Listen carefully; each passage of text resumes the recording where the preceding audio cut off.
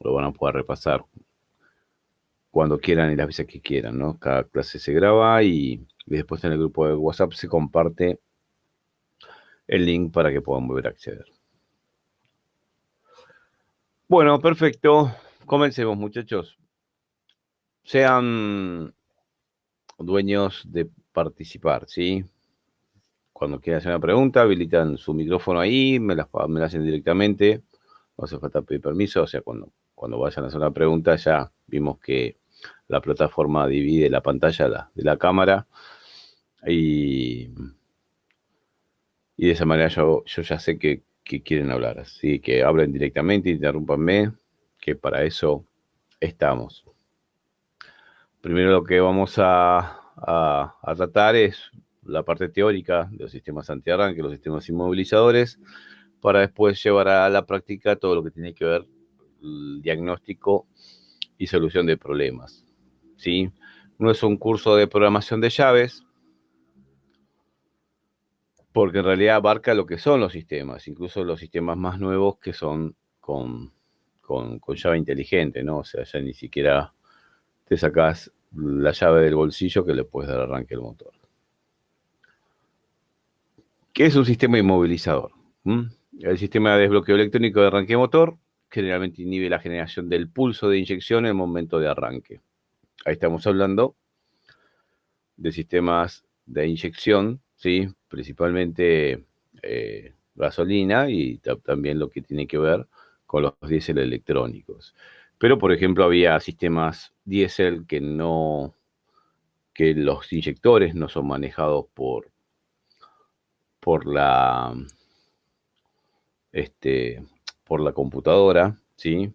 Es más, había sistemas que ni siquiera tenían computadora y que en ese caso, bueno, se inhibe el suministro de gasoil a la bomba de alta presión, ¿sí? Claro, como por ejemplo los Renault viejitos, los 1.9, había aquello Traffic, Renault 19, hace muchos años atrás, que venían con una bomba rotativa Lucas o Bosch y una unidad de control de bloqueo que se llama, bueno, en el caso de Bosch se llama DDS, que está sobre la válvula de par en la bomba de alta presión. Los inyectores siguen siendo mecánicos y la única manera de hacer que ese vehículo no arranque por no reconocimiento de la llave era justamente no dejar que al circuito de alta presión de la bomba le llegue gasoil, ¿sí? A través de la válvula de stop o válvula de pare. Así que básicamente es eso. Prácticamente siempre es un bloqueo electrónico. Si no es una alarma, sino que directamente lo que vamos a encontrar es que estos sistemas, en la computadora de inyección siempre está bloqueada, ¿sí?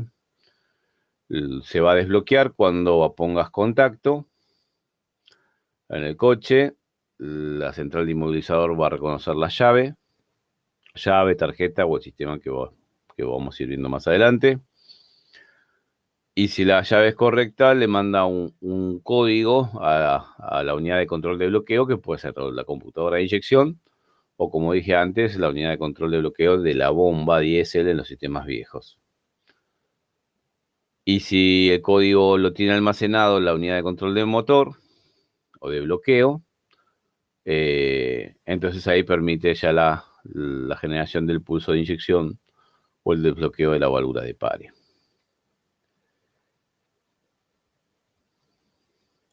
Este dibujo tiene muchos años ya, sí, muy sencillo, pero explica más o menos la parte constitutiva de lo que es un sistema inmovilizador.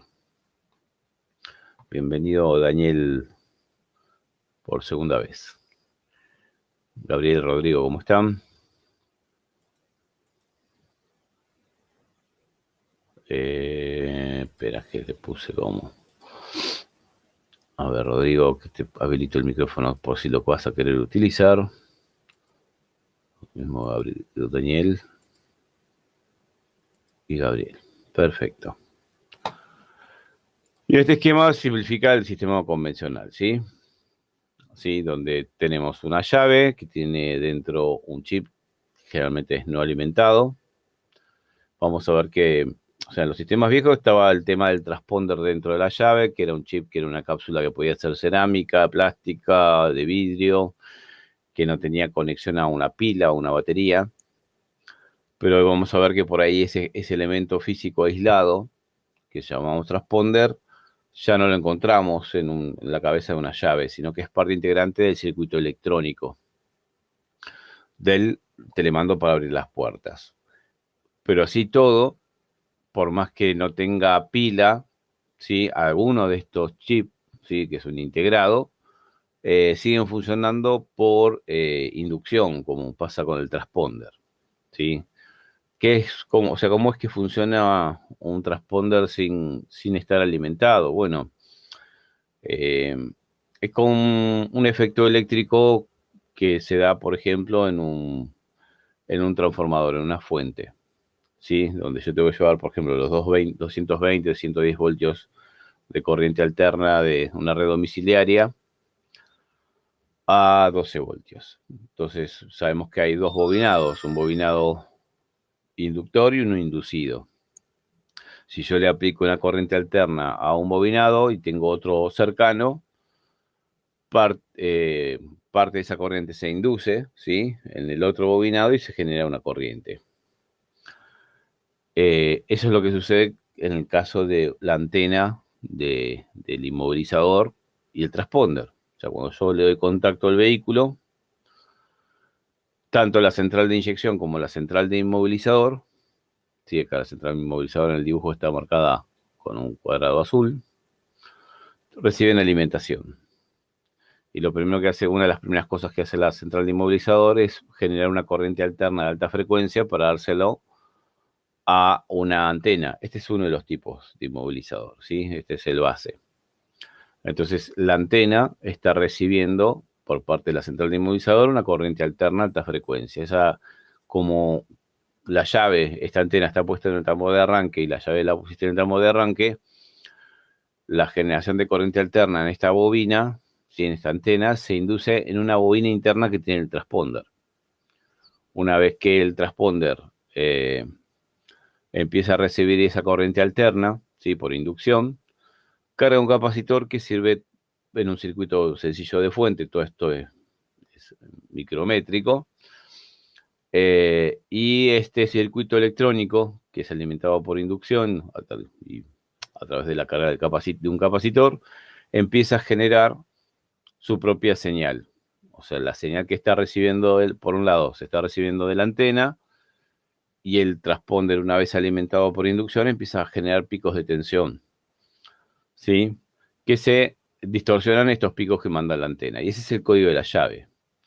Cada transponder genera una señal analógica diferente, que deforma los pulsos que está enviando la antena.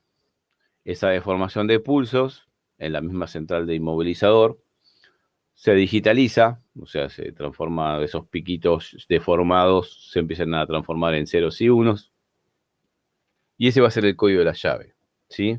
Hoy en día es más complejo porque, bueno, a medida que fue pasando el tiempo, los sistemas se fueron haciendo más complejos, donde ya no es simplemente la emisión de un código por parte de un transponder no alimentado, sino que hay todo un diálogo, un cálculo matemático, un algoritmo para reconocer la llave, ¿sí? Pero en grandes rasgos, lo primero es eh, esa transmisión de ese dato.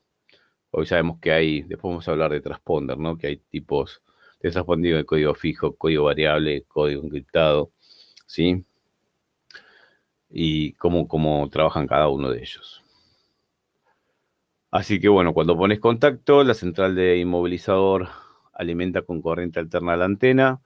Ese es uno de los tipos. Vamos a ver después que hay antenas que tienen electrónica, ¿sí? La antena puede ser simplemente un bobinado o puede tener adosado lo que es el conversor analógico digital. Es más, hay sistemas viejos, por ejemplo, de Opel, de Chevrolet, ¿sí? De General Motors, que la antena es la central de inmovilizador, está adosada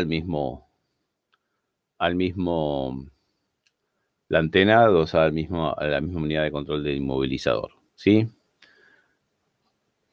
Y, y en el caso que la antena sea solamente antena, que no es central inmovilizador, podemos llamar central inmovilizadora quien almacene los códigos de las llaves, ¿sí?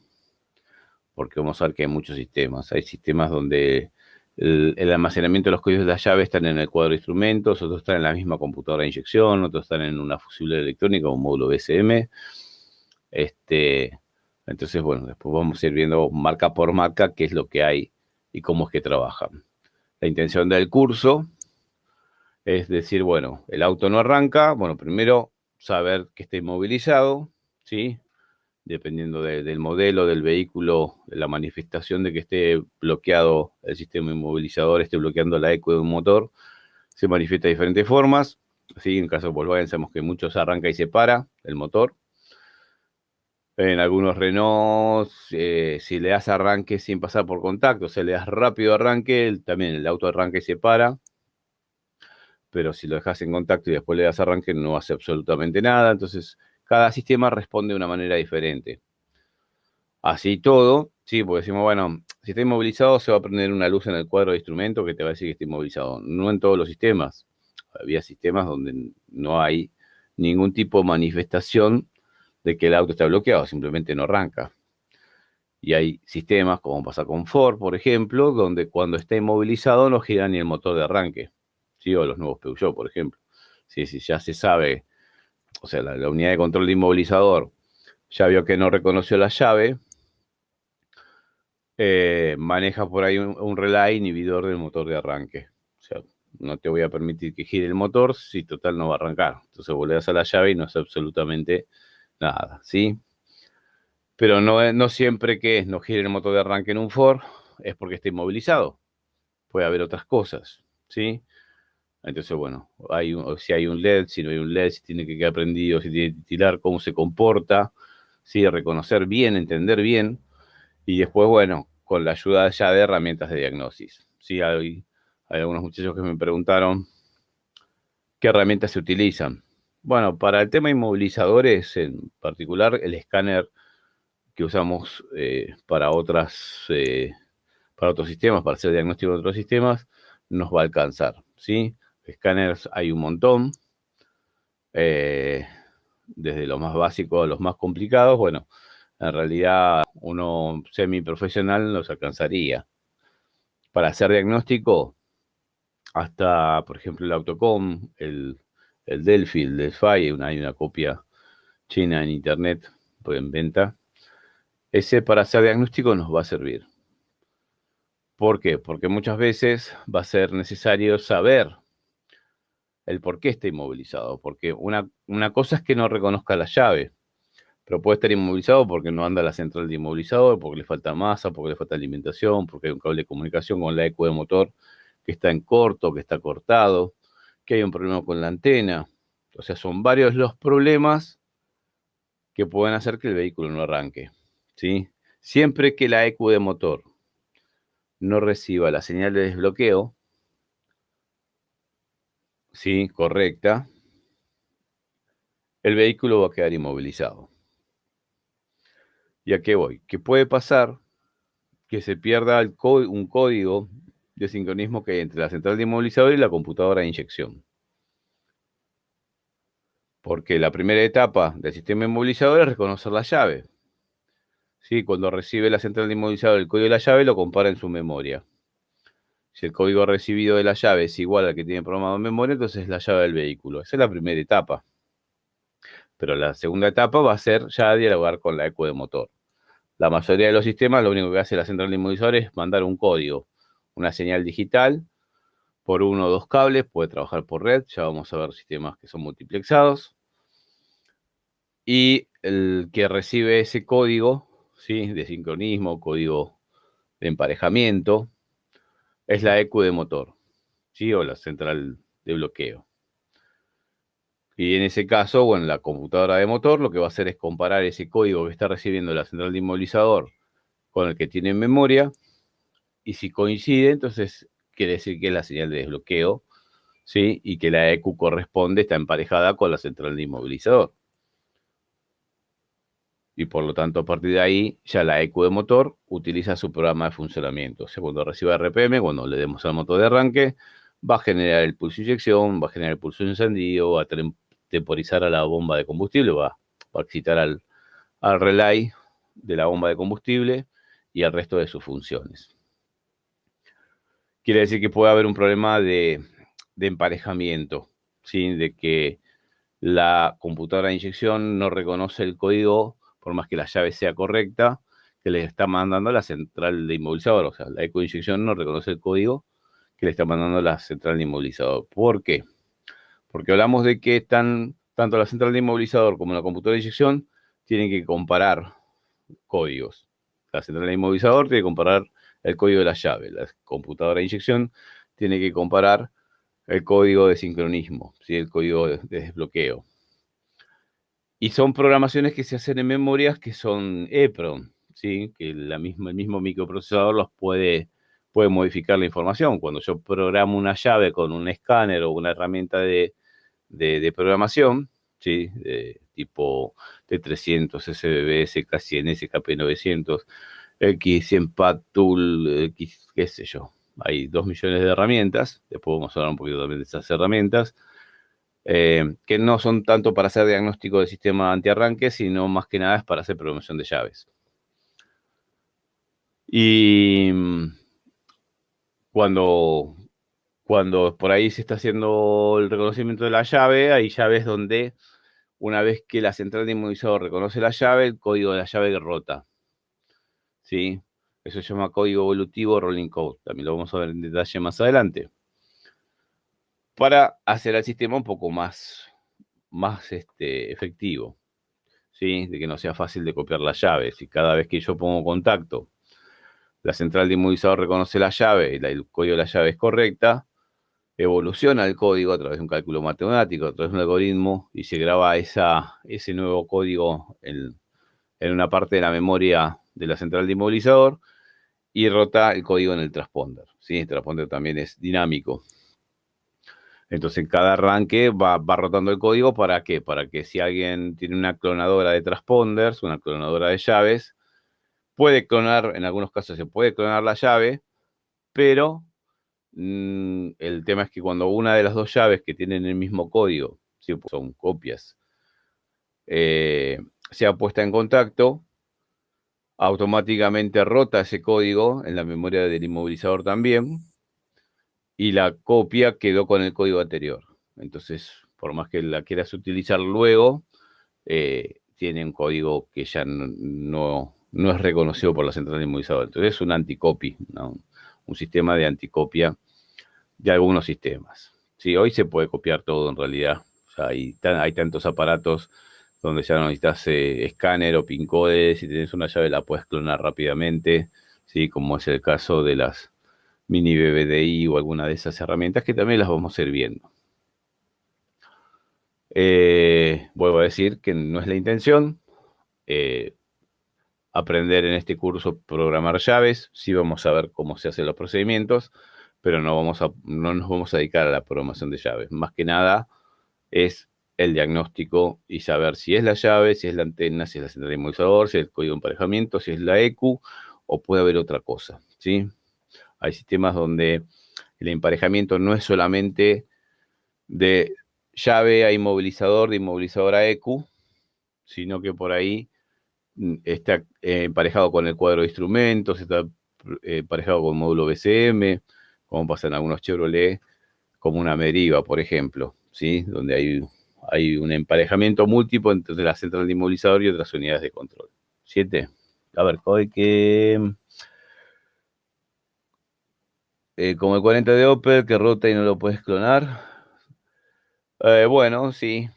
Sí, después vamos a hablar de transponder, pues es un mundo el tema de los transponders. 79 y 35 son clonables hoy en día.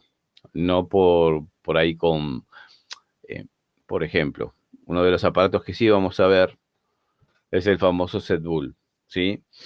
El ZBull es para hacer llaves, principalmente, y para levantar algunos pin codes, ya que para poder a veces programar una llave, con mi herramienta de diagnóstico, con mi programador de llaves, me pide un código, Si ese código está almacenado generalmente en la central de inmovilizador, entonces si yo leo la información de la memoria, que puede ser un chip externo o estar esa información dentro de un microprocesador, eh, ese pin code lo tengo que extraer con un lector programador de memorias. O sea, a veces se puede hacer por OBD2.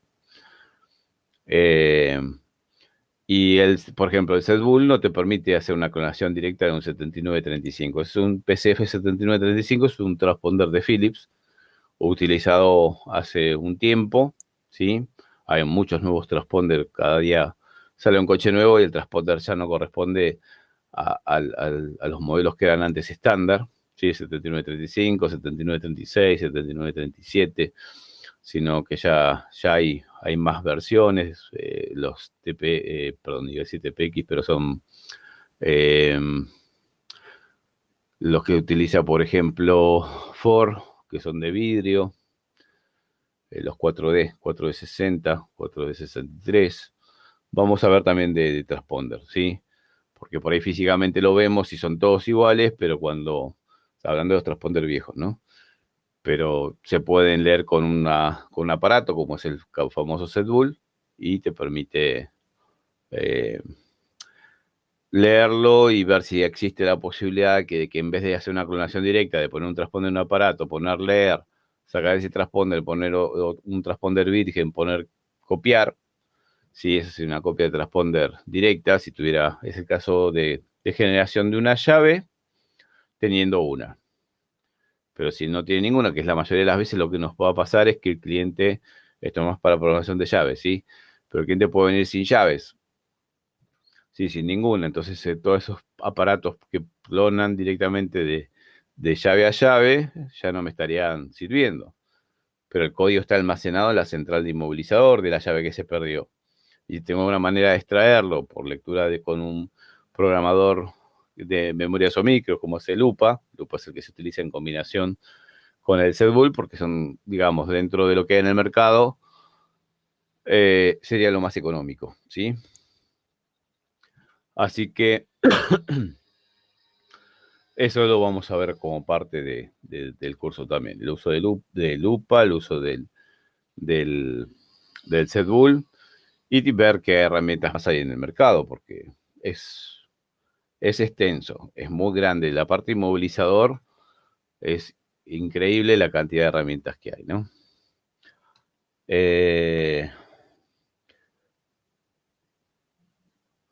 Bien, Alejandro, perfecto.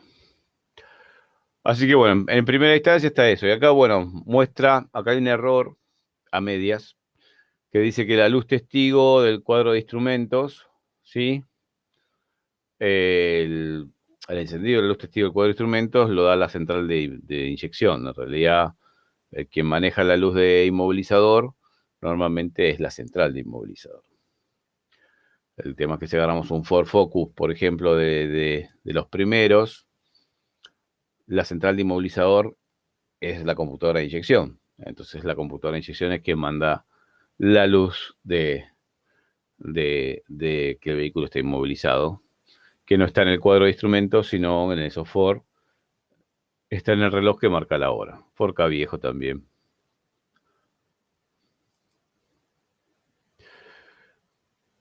Acá hay un ejemplo, por ejemplo, de lo que pasa entre lo que es una central de inmovilizador, que en el dibujo se ve una central negrita chiquita que es Magneti Marelli, es el Alcode 1, ¿sí? De Fiat. Que hay un diálogo que puede ser unidireccional o bidireccional. Unidireccional es cuando la central de inmovilizador reconoció el código de la llave y manda una secuencia de pulsos a la EQ de motor. Después la EQ de motor se encarga de tomar esa secuencia de pulsos, compararla en su memoria y ver si es la que está emparejada con esa central, porque pueden pasar dos cosas. O que la EQ que está puesta en el coche no es del coche, era de otro, entonces tiene almacenado un código de emparejamiento de otra central de inmovilizador, entonces no puede reconocer la que está recibiendo de esta. O puede ser que se haya corrompido la información. O sea que en una de las memorias, o en la central de inmovilizador, o en la computadora de inyección, por algún motivo externo, los datos, o sea, los casilleros donde están los datos almacenados del código de sincronismo, se alteraron. Lo que en un coche, en un vehículo, puede alterar estos datos una de las cosas es una caída de tensión brusca en el momento de arranque, por una cuestión de que hay poca batería, haber conectado el borne de batería con el contacto opuesto, haber sacado el borne de batería con el contacto opuesto, un pico de tensión, un borne flojo de batería también puede generar un pico y hacer que las memorias momentáneamente se pongan en modo programación y se llene de datos aleatorios, entonces se corrompe el archivo y ya no se reconocen. Una de las cosas que vamos a aprender en el curso es justamente a poder volver a emparejarlo. Hay computadoras que con el escáner mismo se puede volver a emparejar, sí, muchas formas. En otros casos va a haber que virginizar la EQ, ¿sí? Y arrancar desde cero con el procedimiento. Algunas computadoras cuando son vírgenes, el emparejamiento es automático. O sea, la central de inmovilizador, al recibir alimentación, reconoce la llave es correcta, manda el código de sincronismo a la EQ, y la EQ no tiene nada almacenado y toma el código de sincronismo que está recibiendo, lo almacena y ya queda emparejado. O sea, con poner contacto ya alcanza y sobra. O sea, compra una computadora a 0 kilómetros bueno, no sé si hay, pero de un Megan viejo, ¿sí? Con Sirius 32, con Phoenix 5, que son las dos computadoras que venían los Megan antiguamente, y automáticamente en la primera puesta en contacto aprende el código de emparejamiento que le manda la central de inmovilizador, siempre y cuando la central de inmovilizador haya reconocido la llave, ¿sí? Y en ese caso, bueno, una vez que quedó emparejado, después no hay ningún método, ya lo vamos a ver, con escáner o con cualquier aparato por OB2 que permita esa computadora que quedó emparejada en un sistema, poderla emparejar en otra. Pero sí puedo, tal vez trabajando con las memorias o con el microprocesador de la computadora de inyección, volverla al estado virgen para poder ponerla en otro vehículo. No vamos a ver mucho clonación, ¿sí? O sea, vamos a ver cómo poder emparejar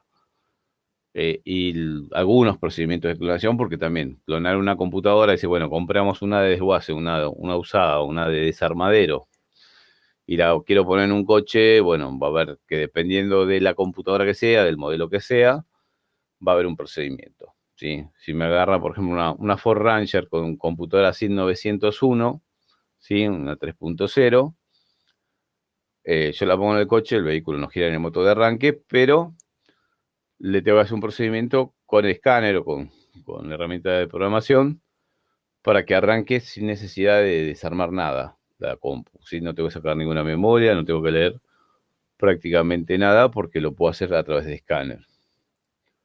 Pero eso pasa en Ford, en Renault no. En Renault, una vez que quedó emparejado, la única manera de hacer que con una computadora usada vuelva a arrancar sería la computadora trabajar con la información donde tiene almacenado el código de emparejamiento. Virginizarla significa que, o sea, borrarle un código de emparejamiento que ella tenía y poner los datos como si fuera una 0 kilómetro. O si tengo la computadora vieja del auto, que la vamos a reemplazar porque tiene un problema que qué sé yo, de manejo de inyectores, manejo de bobina de encendido o algún otro problema, y no se puede reparar. Bueno, se puede sacar la información de la vieja, de la computadora original del coche, y pasársela a la computadora nueva o usada. Porque también me puede pasar que está bien, yo compré una computadora a 0 kilómetros. Pues la computadora, el cliente quiere una nueva, ponemos la nueva. Pero así todo, la mayoría de los sistemas no tienen este emparejamiento automático al poner contacto cuando son vírgenes. Entonces pongo una computadora de un Cruze, ¿sí? De un Chevrolet, nueva, y por más que le desarranque no va a arrancar. Hay que usar el procedimiento del escáner de aprendizaje del código de emparejamiento, ¿sí? A la EQ de inyección, ¿sí? Inicialización de módulo de inyección. donde el escáner me va a pedir un código, que es el PIN code, que vamos a aprender a obtenerlo. Y una vez que obtengo el PIN code y se lo pongo al escáner, ya ahí sí queda emparejado. Después hay sistemas donde si la computadora es virgen, porque es 0 kilómetro o porque está virginizada, está pasada la información de una computadora a 0 kilómetro, no alcanza solamente con emparejarla, ¿sí? Meter el escáner, ir a la parte inmovilizador o a la parte de inyección, ¿sí? Ingresar a la parte de funciones especiales, emparejamiento de la ECU con el sistema inmovilizador, inicialización de módulo, cada marca lo nombra de una manera diferente, y poner el PIN code para que quede emparejado. Por ahí ya arranca, pero por ejemplo, si me puede pasar de que no pasa, o sea, le doy arranque, que aprender la luz de check, y no me pasa, lo acelero y acelera poquito y no pasa las 3000 RPM, las 1500, o no acelera nada, y conecto el escáner a la parte de inyección y me aparece un código de falla que me dice error de programación, falta configuración, error telecodificado, ¿sí? Dependiendo de la marca de modelo, porque hay que programar otras cosas, que ya no tienen que ver tanto con el inmovilizador, pero sí con el funcionamiento de la ECU. El famoso telecodificado de Peugeot, si pongo una computadora a 0 kilómetro, la emparejo con el escáner y el PIN code, y después tengo que ponerle qué tipo de electroventilador tiene, qué tipo de presostato de aire acondicionado, si viene con ABS, sin ABS, bueno, eso es el telecodificado. Sí, vamos a ver algunos ejemplos de Peugeot, que son el 3008, 208, 207, 408, ¿sí? Y sus respectivas equivalencias en Citroën. ¿Vamos bien hasta acá?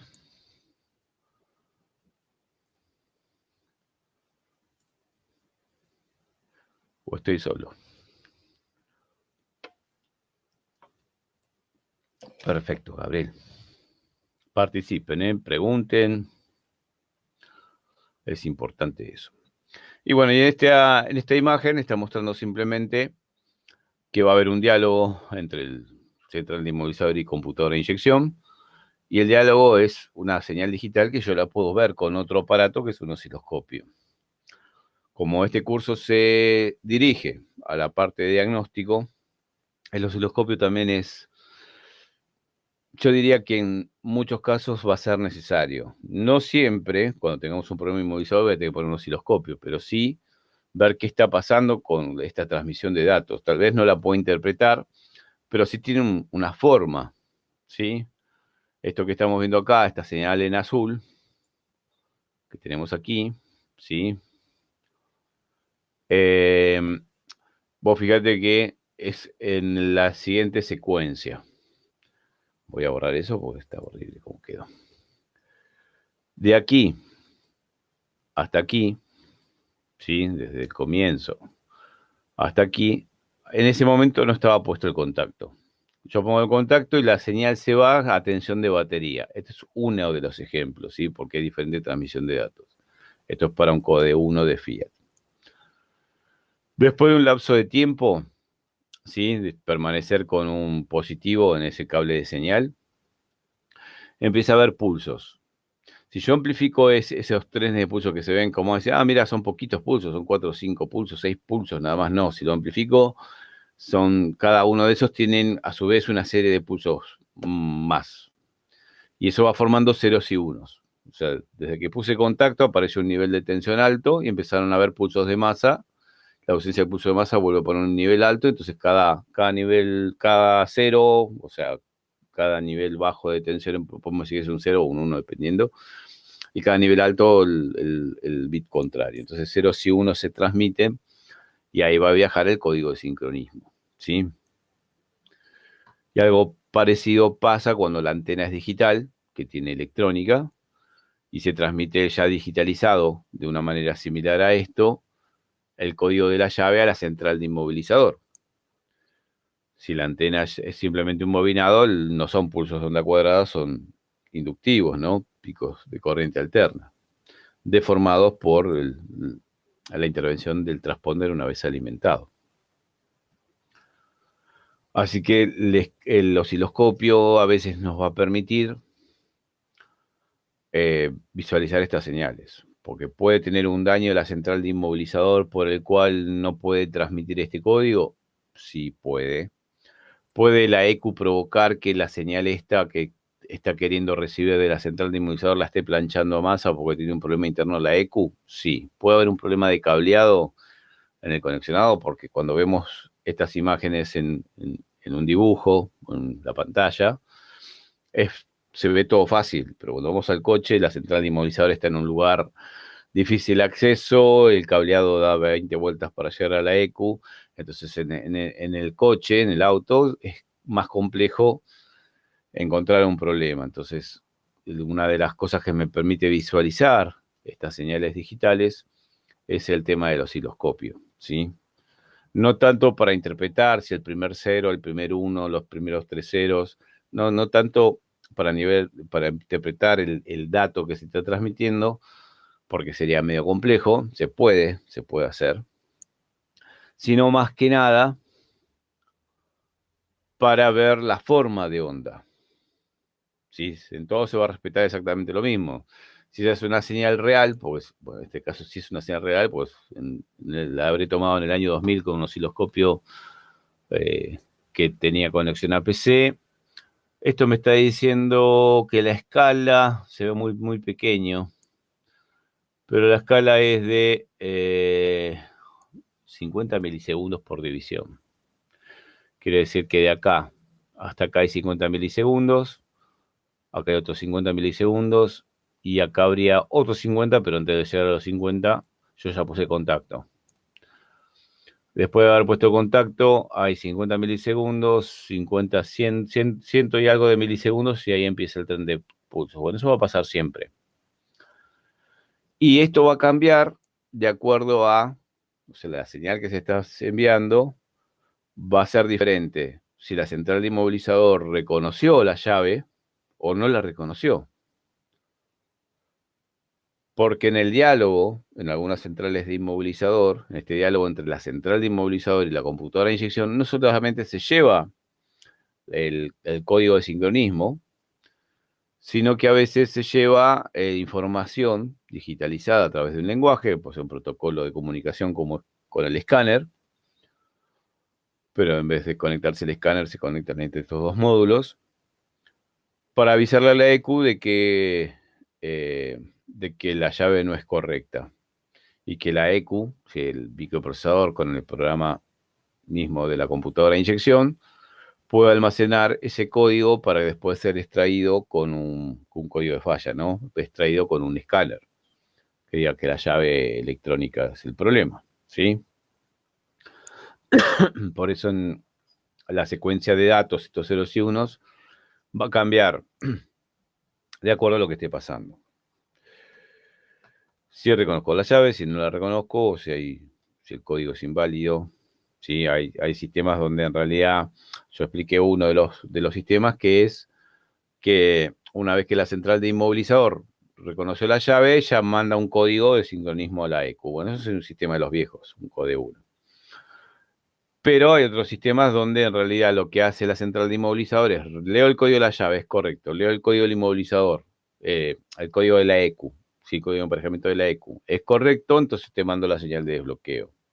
Para nuestro caso es lo mismo, pero a lo que voy es que no siempre va a ser igual la forma de señal que voy a tener de comunicación entre una central de inmovilizador y una computadora de inyección.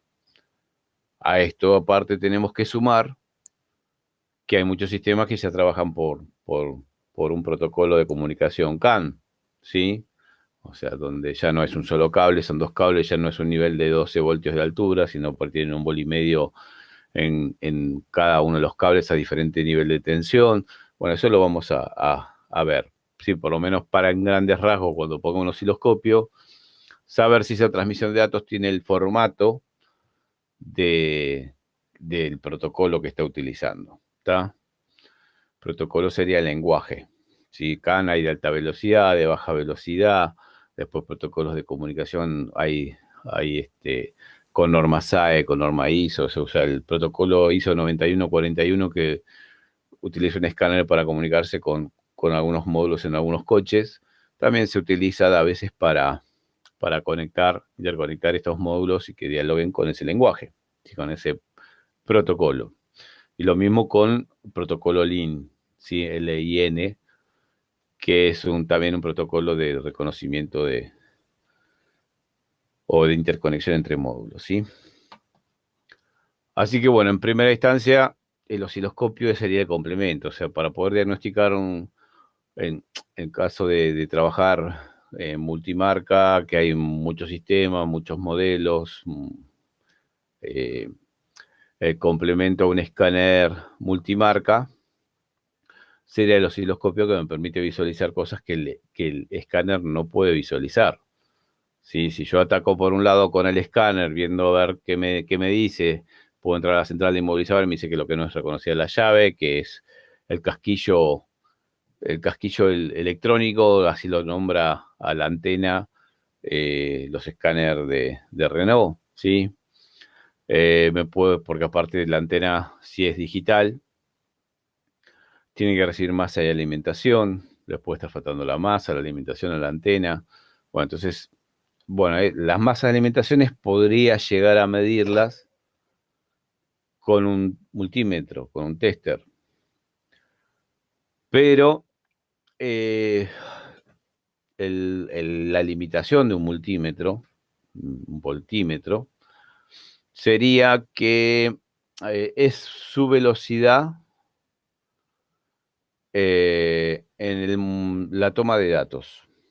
Sabemos que el multímetro tiene un display, una pantalla que va actualizando el dato que estás midiendo. Si voy a la tensión de batería, positivo y negativo del multímetro, positivo y negativo de la batería, y veo que me marca 12,5.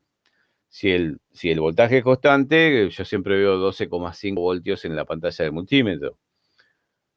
Pero si yo por ejemplo, le voy a dar arranque, hay una caída de tensión, y el multímetro, si cambia el valor de voltaje, por ahí te muestra 12,5, cayó a 6 voltios, una batería muy mala, pero momentáneamente, y por ahí no lo llegó a registrar porque la velocidad de actualización de datos en pantalla es lenta, porque te actualiza eso 1, 2, 3 veces por segundo el valor de voltaje que está registrando.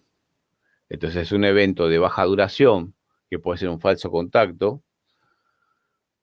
Por ahí en la pantalla de un multímetro no se llega a ver, porque entre muestra y muestra, entre mostrar el dato en pantalla y mostrar el próximo dato en pantalla, hay un lapso de tiempo que no está midiendo, ¿sí? Sino que toma lecturas de a ciertos tiempos. El osciloscopio, la ventaja que tiene es que también hace lo mismo, toma valores de voltaje en ráfagas de tiempo, pero es muchísimo más rápido. Se habla de microsegundos o incluso de nanosegundos. Entonces, si vos estás mirando el voltaje de batería que le llega a una antena, a una computadora de inyección,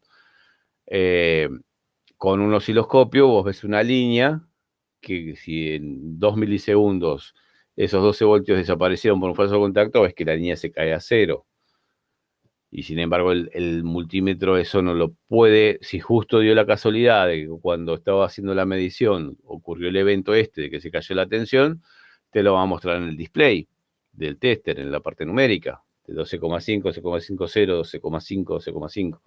Pero si no coincidió justo con los tiempos de los micro falsos contactos, es muy corto, ¿sí? Hay más posibilidad de que no lo registre que sí lo registre. Entonces a veces nos puede dar diagnósticos erróneos. De decir, esto es aplicable a todo, no solamente a la parte inmovilizador. Que puse un instrumento, un voltímetro, y el voltímetro me mostró siempre la tensión de batería, entonces la tensión de batería al módulo inmovilizador está bien. O sea, el multímetro registró el dato siempre como bien, pero pudo haber cometido ese error de que justo cuando ocurrió el falso contacto, ¿sí? Pues imagínate, vos fíjate una de las cosas que pasan. Tiene que haber una sincronización entre la alimentación que le llega a la ECU de motor con la que le llega a la central de inmovilizador. O sea, cuando vos pones contacto, los dos módulos son alimentados a la vez. Es el mismo positivo de contacto. Pero si uno de los dos módulos tiene un falso contacto, porque por ahí la computadora recibe ese positivo a través de un relay y ese relay tiene un falso contacto, entonces vos pusiste contacto, apareció positivo en los dos, pero se perdió en la compu y volvió a aparecer. ¿Qué pasó? La central de inmovilizador reconoce la llave, ¿sí? Y le va a mandar un código de sincronismo a la ECU y la ECU todavía no está preparada para recibir el código de sincronismo. Entonces, un problema eléctrico de una masa, una alimentación, puede perder esa sincronización. Tiene que ocurrir en un cierto momento. Este código, por ejemplo, que yo estoy viendo acá en este gráfico, se transmite varias veces, ¿sí? No es que la central de inmovilizador, una vez que reconoció la llave, le transmito el código de emparejamiento a la ECU y ya está. No, lo transmite una vez, dos veces. Hay sistemas donde desde que pusiste contacto está siempre transmitiéndolo. Entonces, si pasa esto, este evento, de que por un falso contacto la computadora perdió momentáneamente la limitación y volvió a tenerla, ¿sí? Que empieza de vuelta con todo su programa de funcionamiento y bueno, y ahí va a ponerse atenta al ingreso de la señal de sincronismo por parte del inmovilizador, del código de emparejamiento. Entonces, si pasa ese evento que es repetitivo, bueno, arranca igual, ¿sí? O sea, no lo reconocí a la primera porque tuve un problema eléctrico, pero la segunda, tercera, cuarta que recibí, la interpreté y digo, bueno, listo, el código que recibí lo comparo en memoria, es el correcto, perfecto, vamos a dar pulso de inyección. Pero hay otros que no, que se transmite una sola vez o dos veces. Hay veces que la central de INMO tiene un diálogo bidireccional con la ECU, entonces espera una respuesta de la ECU. Dice, bueno, yo reconocí la llave, perfecto, te mando un código y espero que me digas que está todo ok. Entonces la central de inyección recibe el código, lo compara a su memoria, lo ves ok, entonces manda una señal digital avisándole a la central de inmovilizador que el código es correcto. ¿Y esto por qué lo hacen algunos sistemas? Porque precisamente si el problema fuera, supongamos que hay un problema en la computadora de inyección que no puede recibir, o sea, que no puede ejecutar sus funciones, porque le falta masa, porque le falta alimentación, o hay un daño interno en la ECU. ¿Sí? Entonces vos vas a darle a arrancar el motor, no arranca, la ECU está ausente. Vas a querer conectar el escáner a la ECU de inyección y no se conecta. Y por ahí te conectás con el escáner a la central de inmovilizador, y la central de inmovilizador te dice ausencia de comunicación con el módulo de inyección. O sea, ¿cómo puedo saber la central de inmovilizador que está ausente la computadora de inyección? La única manera es no haber recibido una señal de un recibo de acuse, que realmente recibí la señal que me mandaste. Si no la recibe, está ausente, entonces puede dar un código de falla. Por eso es bidireccional en la mayoría de los casos. Caso de Ford. Ford, viejos, ya los viejos, incluso vos podías obtener los códigos de falla sin hacer nada en el vehículo y sin escáner. Si ponías contacto y quedabas tirando la luz de inmovilizador rápidamente, estamos hablando de Escort, Focus, Mondeo, Transit vieja, qué sé yo, todas las líneas Ford, con un sistema PATS. Vamos a ver los nombres de los sistemas de cada marca también. Passive Anti-Theft System, así es como llama al sistema antirrobo Ford, ¿sí? Passive Anti-Theft System, sistema antirrobo pasivo. En todos los sistemas PATS de primera, segunda generación CAN, tercera generación, y así está la EcoSport Titanium 2018, por ejemplo, pasa lo mismo. Si está inmovilizado, quédate tirando rápido la luz del inmovilizador, y si vos esperas un minuto en contacto, mirando esa lucecita como titila, en un momento se apaga, al minuto se apaga. Y empieza a dar una serie de destellos como los códigos de falla que daban las computadoras de inyección de los años 90. Y si uno, por ejemplo, si te da 2 pulsos y da 2 pulsos, uno lo interpreta eso como el código 22. Primero la decena, después la unidad, ¿sí? Y va a una tabla y el código 22 significa, por ejemplo, que no reconoce la llave, o que hay ausencia de comunicación con el módulo de inyección, o que el código recibido de la llave es inválido, o no hay código recibido de llave. Entonces, por una tabla, sin ningún escáner, yo puedo hacer un diagnóstico, ¿sí? de de lo que pasaría en un for. Y uno de los códigos en for es ausencia de comunicación con el módulo de inyección, ¿sí? Entonces puedo empezar a hacer un diagnóstico incluso mirando simplemente el comportamiento del LED que indica el funcionamiento del sistema inmovilizador. Muy bien, muy bien. Ustedes participen, pregunten, párenme, no me dejen hablando solo.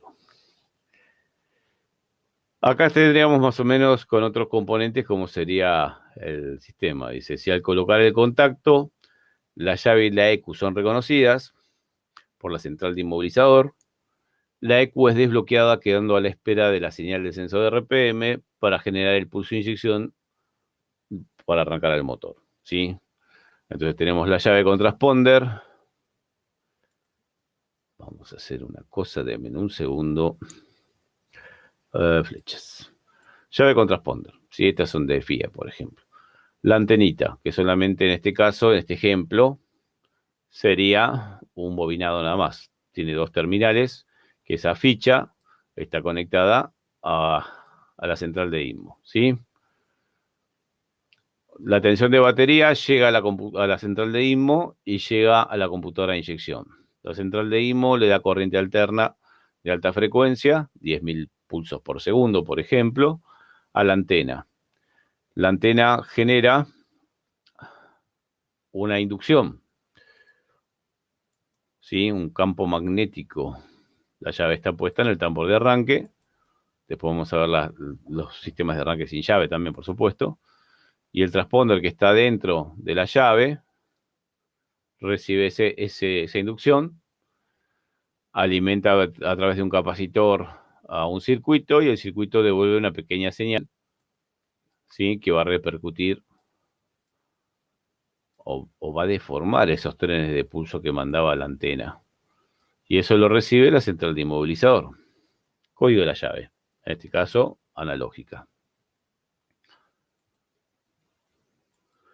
Y ahí es donde la central de inmovilizador lo va a comparar en memoria. ¿Se puede corromper esa información de memoria de una central de inmovilizador donde tiene el código de la llave? Sí, se puede corromper.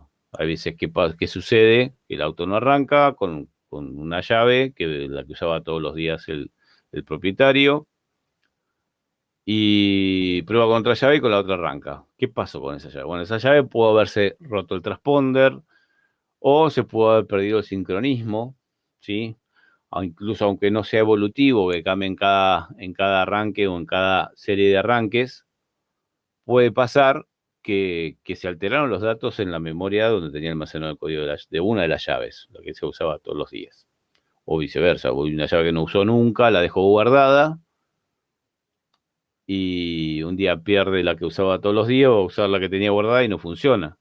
Pues por ahí se corrompió un sector de memoria. O sea, ¿cómo son los datos en un code 1, por ejemplo? ¿Qué es lo que se ve? Si yo pudiera acceder a esa información. Una de las cosas que vamos a tener como problema, la puerta de atrás no está torcida, es la cámara, ¿eh? Pasa que ahí estamos mejor. Pasa, o sea, cuando yo conecto, por ejemplo, cuando tengo la central este inmovilizador, la FIA Code 1, sí, que tiene un microprocesador, un MSC68S05B6 o algo así, B16, B6, de poquitas patas. Bueno, en ese integradito, en ese microprocesador, se ejecutan todas las funciones y almacena el código de las llaves en diferentes sectores. No es que yo puedo poner un programador de memorias o micros en este caso, y me va a decir el código de la llave 1, el código de la llave 2, no. Realmente está encriptado, y aparte que lo que yo observo, lo que yo puedo mirar, está en el código máquina, expresado en un sistema numérico que se usa en programación, que es el hexadecimal. O sea, yo voy a ver valores en hexadecimales, o otra manera de interpretar los datos es con códigos ASCII, ¿sí? ¿A qué me estoy refiriendo? A ver, antes de volverlos locos. A lo siguiente, a ver, vamos a hacer un poquito más dinámico esto. Voy a compartir la pantalla.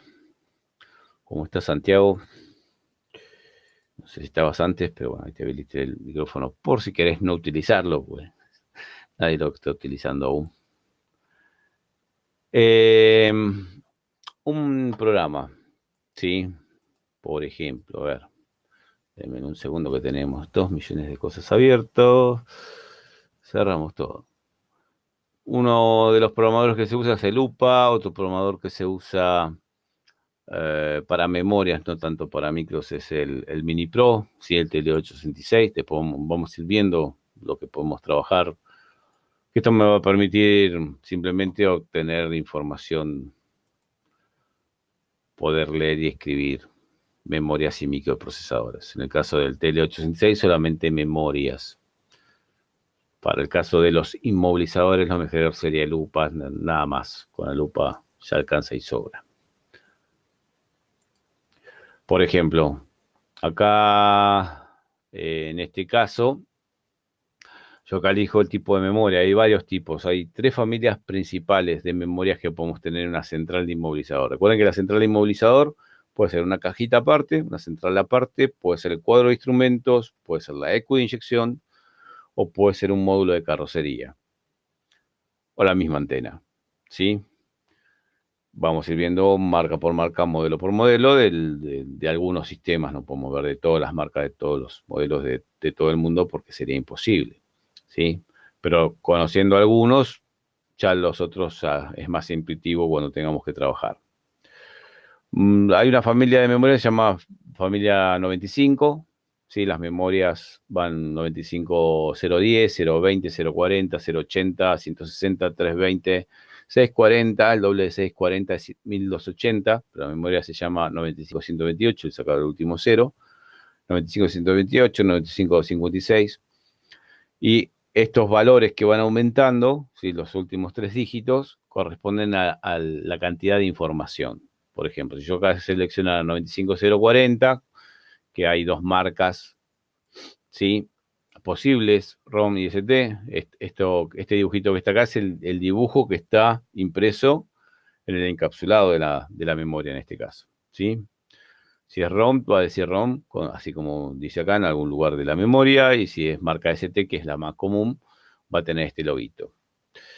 Y después hay diferentes tipos de encapsulado. Encapsulado es la forma física de la memoria. Hay pequeñas, más grandes todavía, o más pequeñas todavía, y se las llaman SOIC, TSOP o DIL o DIP. Cuando acá son normales las viejas, DIL o DIP, no le ponen ninguna denominación. Pero SOIC es Small Low Lane Integrated Circuit, circuito integrado de pequeño diseño, ¿sí? Y TSOP es circuito integrado de pequeño diseño, pero aparte más chiquito, TINI, ¿sí? TIN. Para nuestro caso de este ejemplo, vamos a cualquiera, esta, por ejemplo. Entonces vos fíjate que esta memoria tiene casilleros que van desde el 0 hasta el último casillero, que sería este, que fíjense que acá hay un número. Esto es digamos, la fila. La dirección de memoria 1F0 es esta es la 1F1, esta es la 1F2, o sea, la última esta que tengo acá es 1FF. Arranca en la dirección 0 y termina en 1FF. Si hubiera elegido una memoria con el doble de tamaño, sería una 080, es el doble de tamaño. Lo que va a tener es más cantidad de casilleros. En vez de terminar en 1FF, que sería el último casillero de la memoria 95040, ¿sí? Fíjate que acá sigue, o sea, no termina acá en 1F, está recién en la mitad, o sea, quiere decir que va a terminar en la última dirección, que es 3FF, ¿sí? Por lo tanto, la denominación de las memorias en estos casos 080, 160, 160 va a tener el doble de tamaño, la 320 va a tener el doble de tamaño de la 160 y así sucesivamente. Y en estos casilleros donde se almacenan partes de los códigos de la llave, el código de sincronismo, el PIN code para hacer programación. Entonces, si yo pudiera acceder con un programador a esa información, Podría alterar manualmente, conociendo, aprendiendo lo que vamos a hacer acá. Un PIN code, pudiendo extraerlo para poder hacer después un procedimiento con escáner o herramienta de programación. ¿Sí? Es más que nada para eso.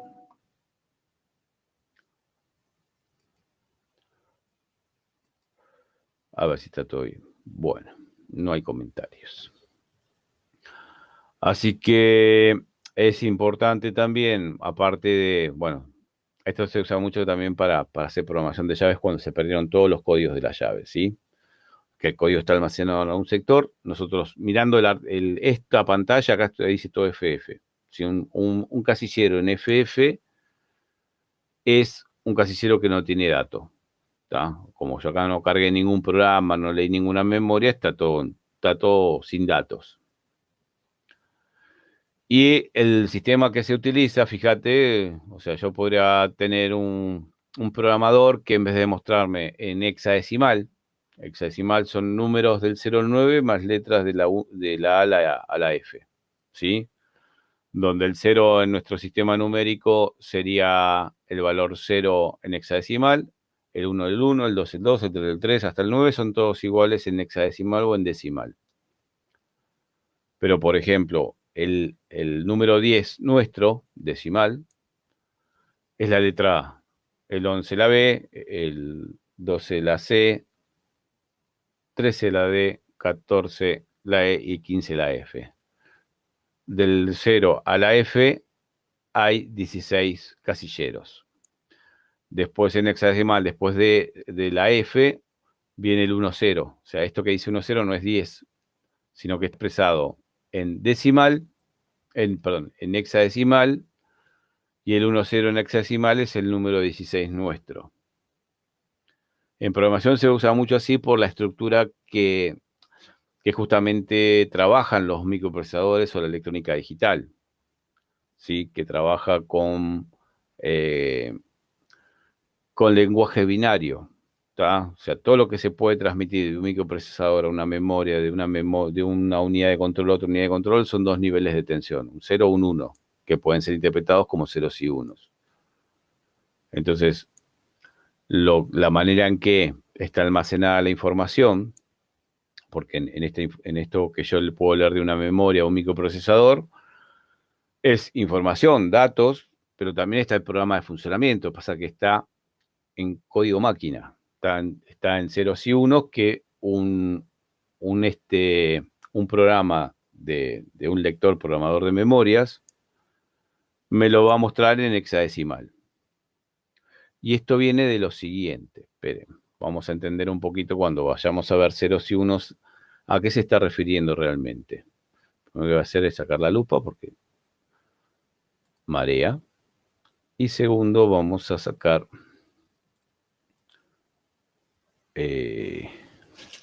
lo que estaba compartiendo, porque quiero explicarles una cosa con respecto a esa información que vamos a observar en algunas intervenciones, ¿sí? A ver, demos vuelta a la cámara, pongámoslos al escritorio. Disculpen mis manos sucias, pero bueno, estoy trabajando en taller y con diésel, desarmando motores diésel. Ya no, por más que esté 2 horas tratando de sacarme la tierra de las manos, la tierra no, la grasa.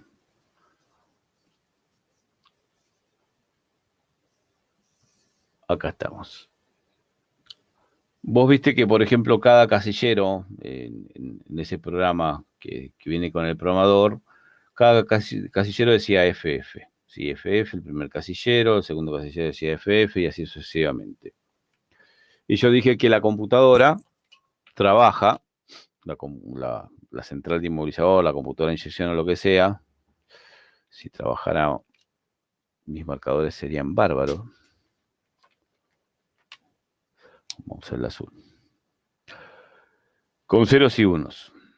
Lo que se hace es, por ejemplo, supongamos que yo tengo una llave, un transponder inventado, teórico, que puede dar un 0 o un 1. O sea, un transponder puede dar un 0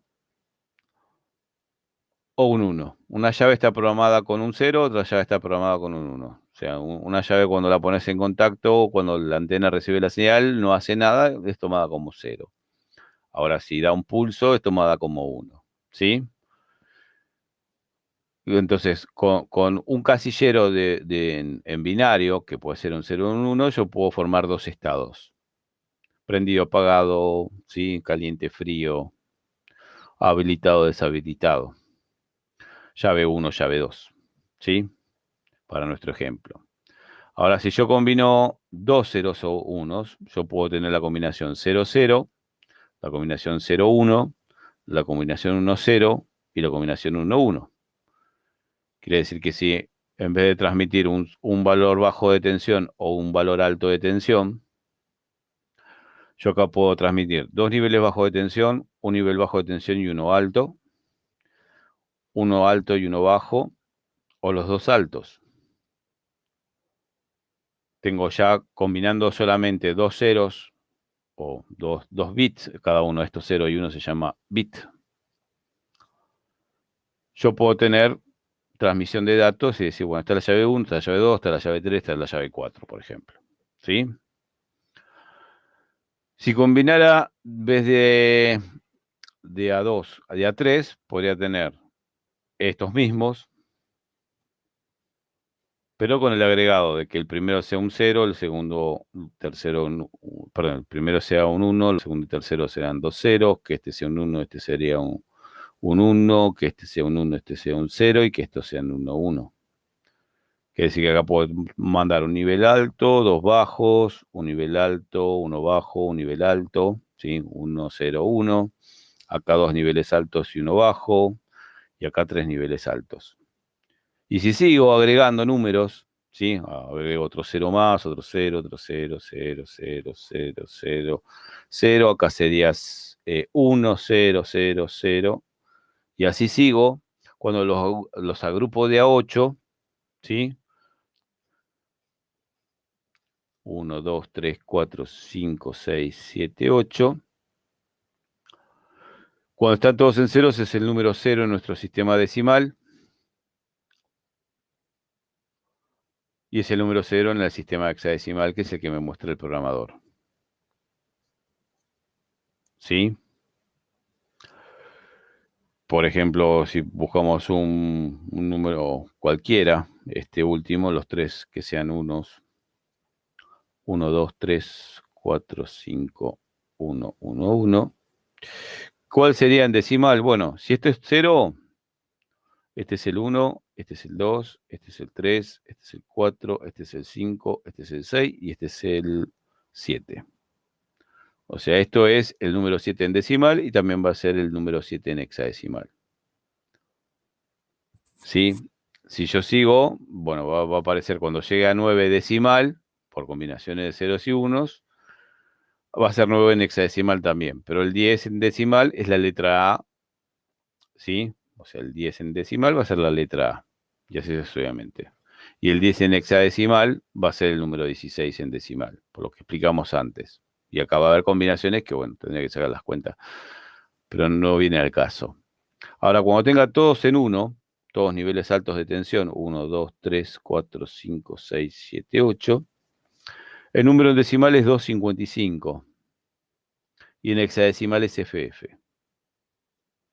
Quiere decir que cuando un casillero de memoria tiene todos, imagínense como que cada casillero tiene 8 interruptores que pueden estar prendidos o apagados individualmente. ¿Sí? Entonces, cuando están todos los interruptores, por decirlo de una manera, prendidos, ese casillero está vacío, no tiene datos, y lo que nosotros visualizamos en el buffer de datos de un programa, o sea, donde yo veo esos valores ordenados en columnas y líneas, ese está expresado en hexadecimal. Entonces yo podría tener almacenadas 256 llaves, entre 0 y 255 son 256 posibilidades. Podría tener, qué sé yo, 200, por ejemplo, para que se interprete el lenguaje digital. Cuando vos conectás un escáner a un sistema de inyección y vas a la parte de parámetros, flujo de datos, te encontrás con la temperatura de motor. ¿Sí? Te lo da en grados centígrados, 10 grados centígrados, 20, 30 grados bajo cero, 115 grados centígrados si estamos fundiendo el motor. Y en realidad lo que está almacenado en una memoria RAM, ese dato temporal, es un byte. Un byte es la combinación de 8 o 16 de estos ceros y unos. Byte. Un bit es la unidad más chica y el byte es la agrupación de A8, 16 y A32. En computadoras de inyección y centrales de inmovilizador se usan 8 y 16 bytes. ¿Sí? Y en el caso de un escáner, vos tenés por ahí la temperatura más baja que puedo mostrar de temperatura de agua es 40 grados bajo cero, que cuando desconectamos el sensor de temperatura eso es lo que te muestra. Y el valor más grande puede estar en 115, 130, 155, dependiendo de la compu. Vamos a poner 115, el valor mayor. Y esto viene de una tabla que está en código máquina, en ceros y unos. 40 grados bajo cero va a ser todo en cero, por ejemplo. Si un casillero que esté todo en cero. 2, 4, 6, 7, 8. ¿Sí? Y cuando tenga el valor máximo para esa tabla son todos unos. O sea, cualquier valor intermedio de temperatura va a ser combinaciones de ceros y unos. Después el escáner se encarga de transformar un valor binario en un valor que nosotros podemos interpretar a través de una tabla. Ahora, si yo pudiera leer la memoria RAM cuando tengo conectado el escáner y sé en qué casillero de memoria está el dato de temperatura que está recibiendo, nuestro programa para poder leer esa información me lo estaría expresando en otro sistema numérico. O sea, binario es un sistema numérico, el que usa de por sí la electrónica digital, los microprocesadores, las memorias, ¿sí? En este caso lo estamos aplicando a datos, pero en realidad también hay rutinas, sentencias, funciones que se transmiten, ¿sí? Una combinación de ceros y unos permite a un escáner decirle a la computadora de inyección que lo que quiero leer son los códigos de falla. Otra combinación de ceros y unos es que lo que quiero leer son flujo de datos. Otra combinación de ceros y unos es que lo que quiero hacer es hacer prueba de adaptadores, y así cada función va a tener una serie de ceros y unos que son sentencias, son rutinas, son funciones. Así como funciona la electrónica digital. Entonces, cuando de repente nosotros en el sistema inmovilizador, si vamos a trabajar con escáner que nos van a dar parámetros, nos van a dar códigos de falla, nos va a decir que cuántas llaves hay programadas, si el código de la llave recibido es correcto, si la central de motores es virgen o no es virgen, si el inmovilizador eh, eh, está eh, reconociendo la eco como válida, como no válida. En realidad, todo dentro del microprocesador va a haber ceros y unos. Ahora, tratar de interpretar todos estos ceros y unos con código máquina es imposible. En el sistema decimal hay números que serían gigantes, o sea, cada casillero que yo veo en el buffer de datos de un programa de lectura y escritura de memorias, está expresado en hexadecimal, donde un número hexadecimal más grande, cuando agrupo de a 8 ceros y unos, es FF. Ocupo dos casilleros en cada dirección de memoria. Pero si lo estuviera expresado en decimal, ocuparía hasta 3 casilleros posibles. Entonces cada casillero tendría más números, sería más complejo leerlo. Entonces por eso es que supongo que los programadores, los primitivos, eligieron, en vez de usar nuestro sistema decimal, utilizar un número hexadecimal, que es lo que nosotros visualizamos. ¿Está? Y esos casilleros, si por ejemplo vamos a un caso puntual, ¿sí? Ya estamos terminando la clase, pero vayamos aquí.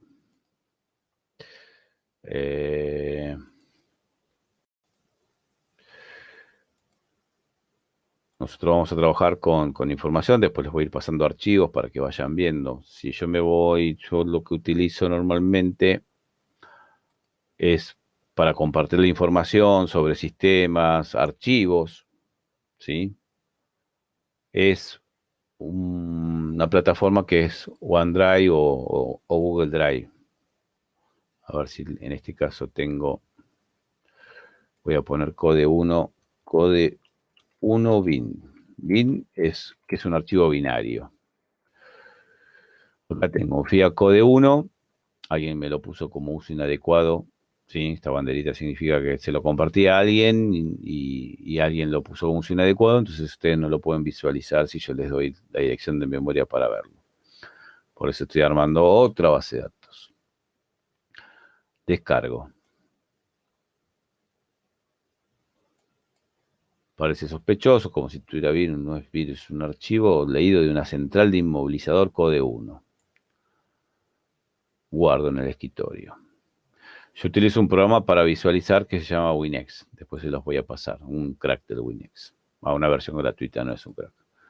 Fíjense que esto es de una central de inmovilizador real.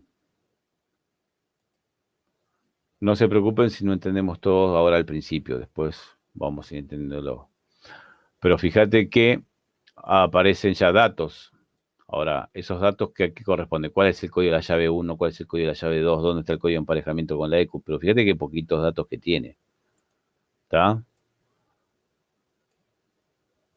Alguno de estos datos va a corresponder a la llave 1, otro a la llave 2, otro si tiene un PIN code. En este caso no tiene PIN code el code 1. PIN code es para arranque de emergencia y está en la EQ. Pero parte de estos datos, ¿sí? Son el código de sincronismo con la EQ. Muy poquitos datos tiene. Y acá hay otra manera de interpretarlos. O sea, no les bastó de decir, bueno, a ver, la computadora de inyección, perdón, la central de inmovilizador funciona con código máquina, ceros y unos. Pero el programador lo interpreta con números hexadecimales. ¿Sí? Se puede pasar por conversión del número binario al número hexadecimal.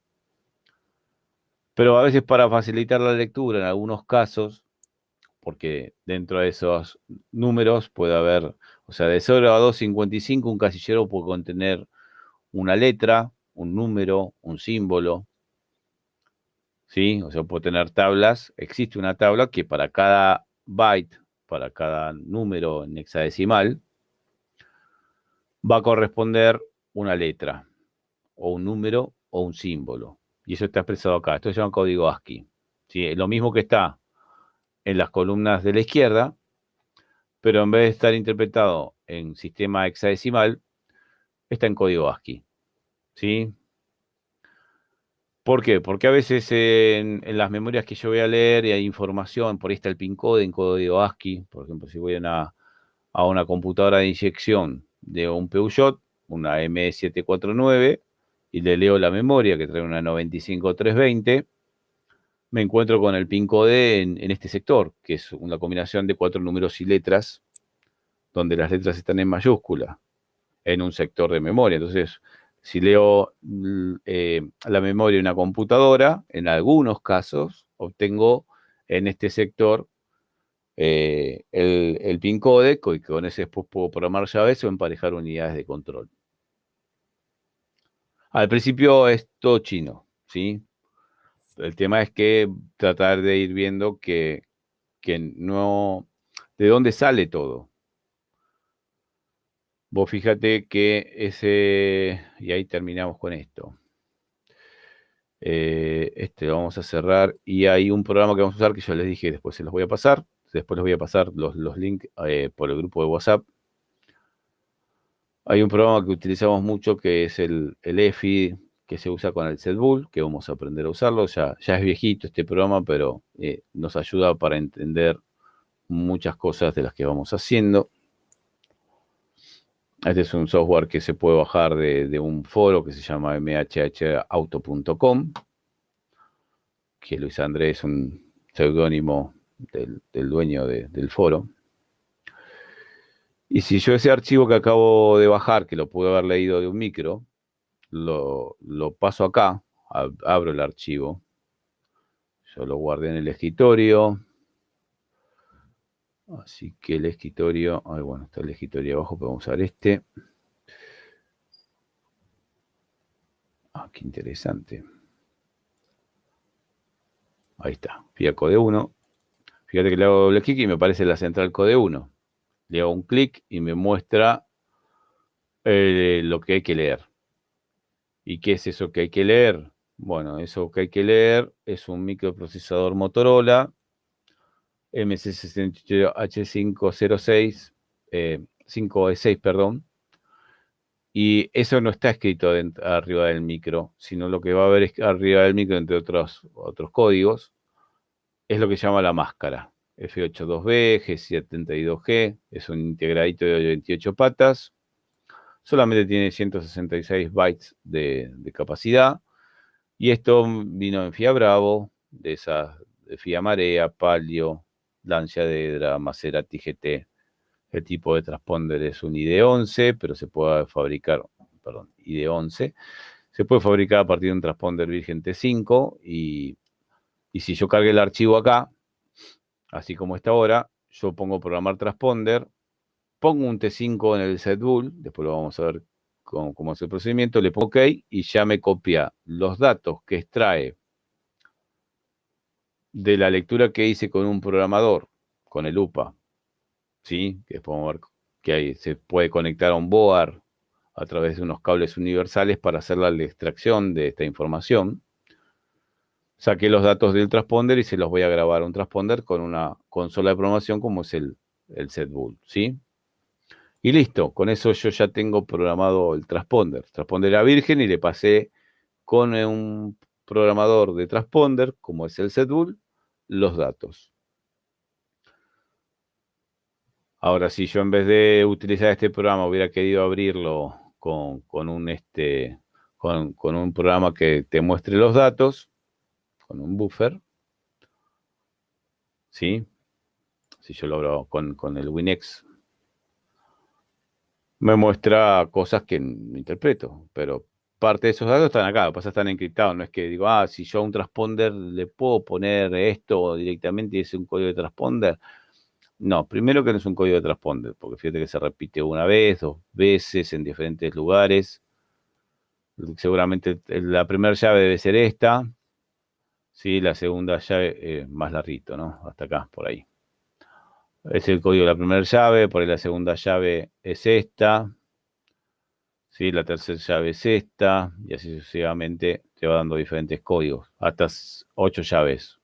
Acá había programada una, supongo 2, 3, 4 llaves. Y ya después empieza con el 6389 9F, que se repite permanentemente, y que tal vez ese sea el código de sincronismo. Pero en realidad no sé, lo que tiene almacenada esta central de inmovilizador vieja, que tenía muy pocos datos, era simplemente los códigos de cada una de las llaves, que podían ser hasta 8, y el código de sincronismo con la EQ. Sí, que los puedo manipular, los puedo cambiar, pero eso con el tiempo, ¿sí? Yo leyendo la información de una central de inmovilizador, no solamente puedo hacer una llave, en otros casos puedo levantar el pin code para programar después por OBD2, y también puedo clonar, ¿sí?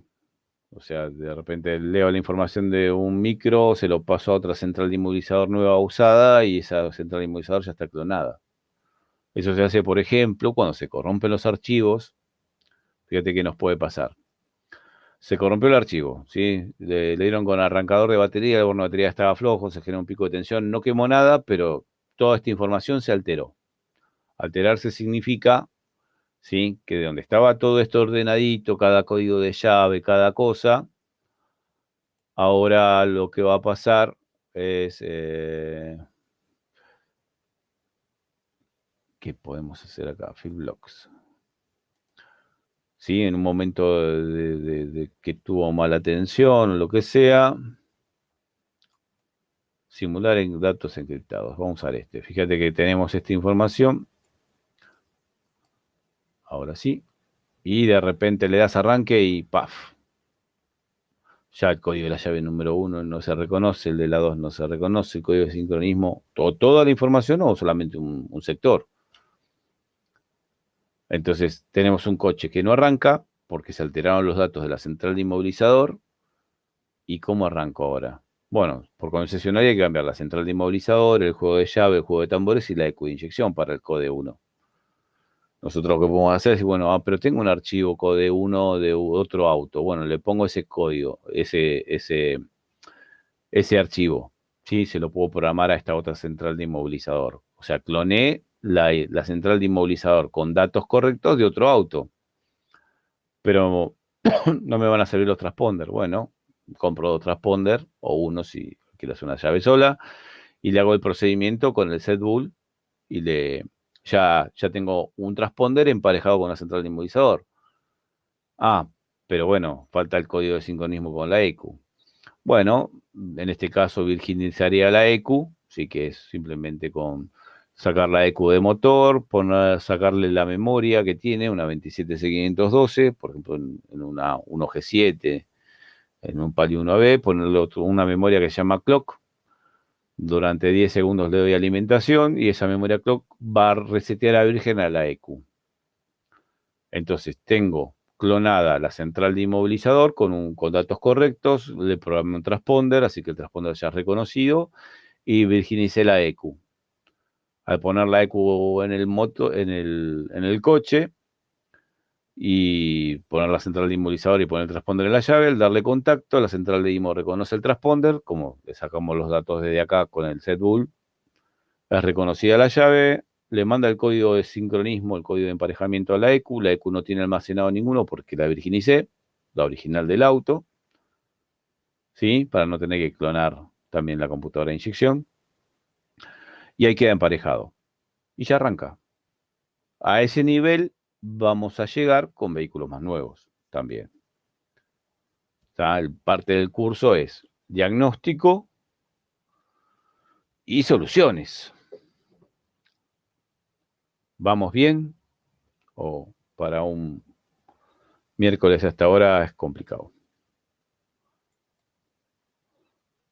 Para mí es complicado ya la hora, ¿eh? Lo arranqué lento.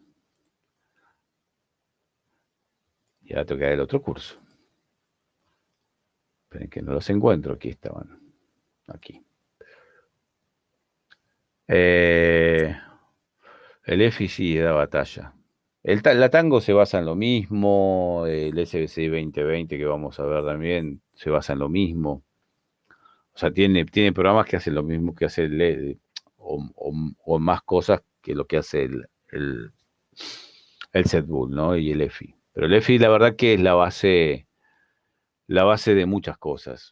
El tema es saber qué es lo que estamos haciendo en realidad. Porque está bueno, decía, mira, toco dos botoncitos, me clonó la llave. Bueno, pero viene todo de acá, de estos ceros y unos, que para el que es mecánico, como yo soy técnico en automotores, pero de electrónica digital no entendía nada. Es más, el 99% sigue sin saberlo, aprendiendo todos los días. Pero saber por lo menos de dónde viene, ¿no? Esto es ingeniería inversa, ¿sí? Y se puede reescribir, las memorias y micros se pueden reescribir. Bien. Bueno, después la clase va a quedar grabada, así que después les paso, lo subo a YouTube y les paso el link para que va a estar a modo oculto para que ustedes los puedan visualizar. Perfecto, señores. Alejandro, Daniel, Gabriel, Gustavo, Rodrigo, Tomás, Santiago.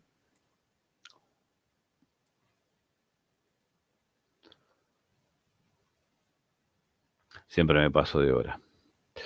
Así que bueno, señores, gracias por participar y nos estamos viendo ya la clase que viene, que es el próximo miércoles. Un abrazo grande a todos. A soñar con los bytes.